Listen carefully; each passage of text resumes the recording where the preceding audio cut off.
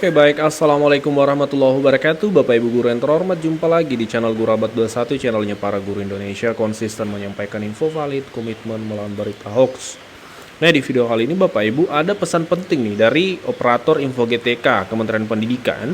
Ini pesan yang diperuntukkan untuk seluruh guru di seluruh Indonesia Bapak Ibu. Waspada terhadap modus ya yang mengatasnamakan Kementerian Pendidikan untuk memfasilitasi Bapak Ibu terutama terkait Info GTK. Seperti apa pesan dari Kementerian Pendidikan? Mari kita simak sama-sama. Assalamualaikum warahmatullahi wabarakatuh.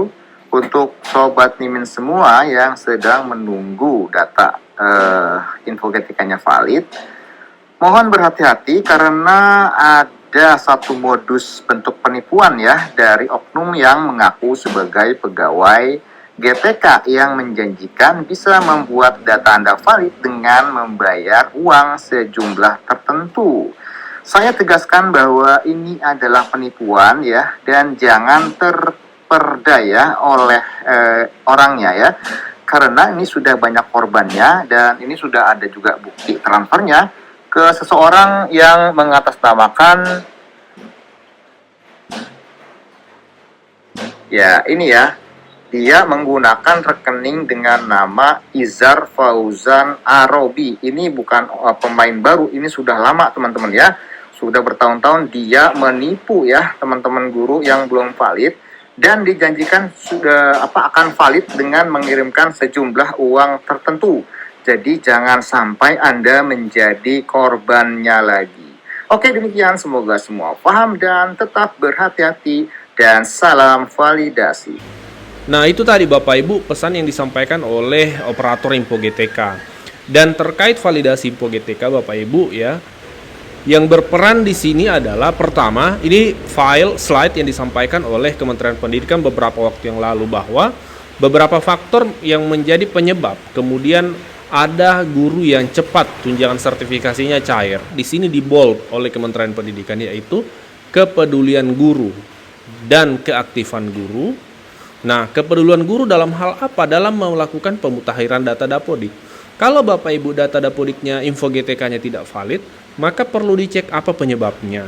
Lalu dimutakhirkan di Dapodik untuk ditarik di penarikan data berikutnya.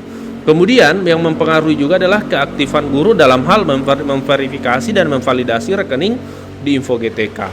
Nah, setelah guru kemudian sudah memperbaiki datanya di Dapodik, kemudian sudah memverifikasi rekening, maka dinyatakan valid. Peran berikutnya adalah dari Pemda, yaitu memproses SKTP bagi guru yang datanya sudah valid. Dalam hal ini melakukan pengusulan yang kode 16 itu Bapak Ibu ya. Jadi memang peran penting dari guru dulu Bapak Ibu. Dari guru kuncinya perbaiki datanya di Dapodik dengan komunikasi dengan pihak operator Bapak Ibu. Dan Bapak Ibu perlu dipahami, untuk guru yang belum pencairan hingga saat ini tidak perlu khawatir, akan menyusul di pencairan tahap berikutnya Bapak Ibu ya. Dan memang masih banyak guru yang belum pencairan TPG-TW 1.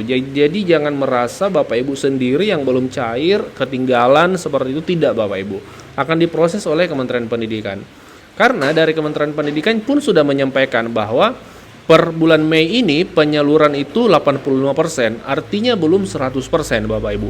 Ini slide dari Kementerian Pendidikan. Di sini disebutkan per Mei 2025 capai 85%. Artinya apa? Masih ada 15% guru yang belum menerima TPG dalam hal berbagai faktor ya. Mungkin sebelum valid atau mungkin sudah terbit SKTP-nya tapi akan masuk di tahap berikutnya penyalurannya, seperti itu.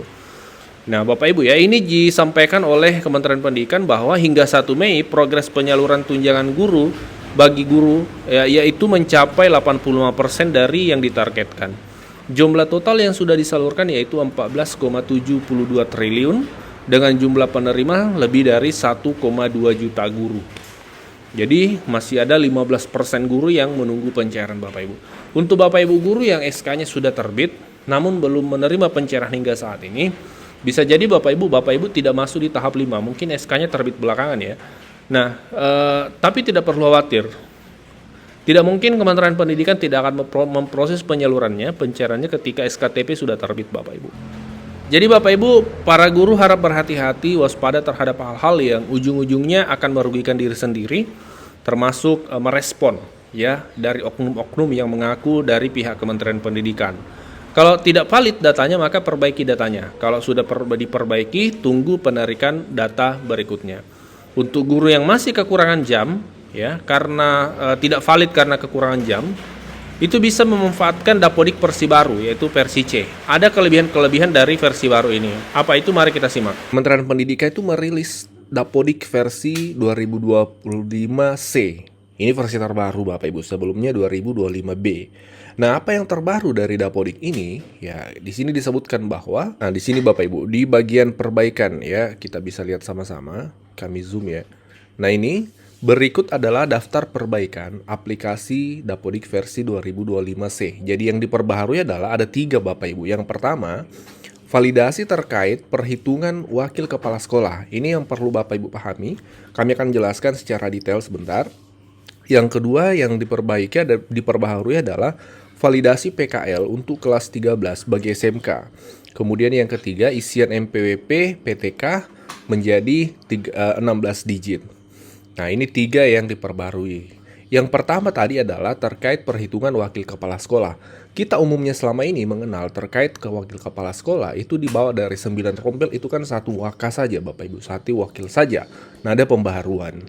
Dan hal ini juga dijelaskan oleh admin dari Info GTK ya, melalui siaran Mimin di balik layar ya, nama akunnya.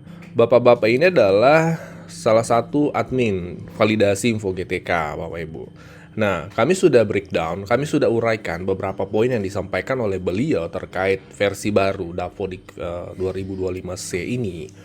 Jadi ada 4 hal baru yang kami uraikan, yang kami rangkum dari penjelasan Bapak tadi Bapak Ibu. Yang pertama yaitu sudah diakui 3 wakasek di SMP. Umumnya kan 1 wakasek saja Bapak Ibu. Untuk mendapatkan 2 wakasek minimal kan 10 rombel. 1 sampai 9 rombel itu 1 wakasek saja. Wakasek kurikulum kan ya Bapak Ibu yang terbaca di Dapodik jamnya. Nah, kalau mau 3 wakasek itu minimal 19 rombel. Itu regulasi selama ini di Dapodik selama ini. Nah, itu diperbaharui. Sekarang Bapak Ibu, bahkan 3 rombel saja itu sudah bisa 3 wakasek di SMP. Ini kan menarik Bapak Ibu. Ini yang kami maksud mempermudah, karena selama ini banyak teman-teman guru yang lama di kode 02 menunggu pencairan nanti di akhir-akhir karena jamnya tidak mencukupi 24 JP di sekolahnya kan seperti itu. Nah, sekarang sudah diakui 3 wakasek di SMP.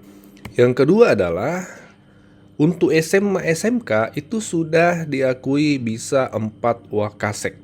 Nah, SMA 4 Bapak Ibu. Meskipun 3 rombel minimal itu sudah bisa 3 wakasek. Jadi kelas 1 1 rombel, kelas 2 1 rombel, kelas 3 1 rombel ya. Sekolah-sekolah kecil itu bisa 4 wakasek untuk SMA SMK Bapak Ibu. Sebelumnya kalau di bawah 9 rombel juga itu kan 1 wakasek ya. Nah, ini sudah dirubah di Dapodik baru, itu sudah terbaca patch-nya. Jadi bisa 4 wakasek di SMA. Bahkan sekolah dengan 3 rombel pun, ini yang kami sampaikan tadi, sekolah dengan 3 rombel pun diakui 3 wakasek di SMP, 4 wakasek di SMA Bapak Ibu. Dan yang paling penting juga terkait wakasek ya di Dapodik ini, bagi Bapak Ibu yang ingin mendapatkan tambahan 12 jam ya dari wakasek, itu TMT-nya harus 2024 atau 2025 yang diinput TMT-nya, kemudian nomor SK-nya tetap harus diisi. Ya, jadi nomor SK tetap harus diisi. Kemarin banyak teman-teman guru yang tiba-tiba kaget, kok tidak valid, tidak terbaca jam wakaseknya. Ternyata TMT-nya itu tidak diperbaharui, jadi masih yang lama, dibawa dari 2024. Nah, ini harus diperbaharui, TMT minimal 24 atau 25. Nah, kemudian nomor SK-nya juga tetap harus diisi. Jadi ini kabar gembira tentunya, karena banyak teman-teman guru yang selama ini sulit pencairan. Nah, ini dipermudah untuk menuju pencairan karena jam wakasek sudah diperbanyak di sekolah. Jadi bisa wakasek kurikulum kan oke, selama ini diakui. Mungkin ya ke wakasek kesiswaan, wakasek sarpras, ya humas, itu bisa Bapak Ibu.